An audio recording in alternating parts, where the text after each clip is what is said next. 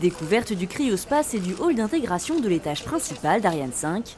Une première visite pour Ségolène Royal, la ministre de l'écologie du site Airbus Défense et Espace aux Mureaux, qui compte 2500 employés. Si ce fleuron de l'industrie spatiale française est à l'ordre du jour, c'est bien pour des questions environnementales.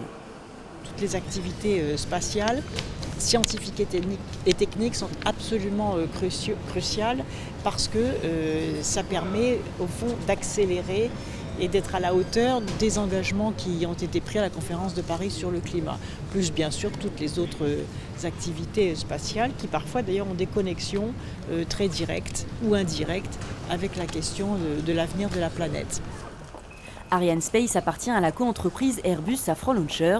C'est le leader mondial des services de lancement.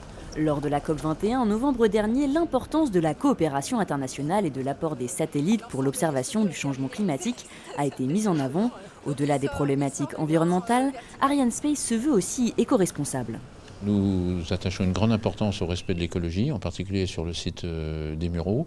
Nous avons investi des sommes très importantes pour avoir une chaufferie biomasse qui alimente l'ensemble des bureaux d'études et des ateliers du site des Mureaux.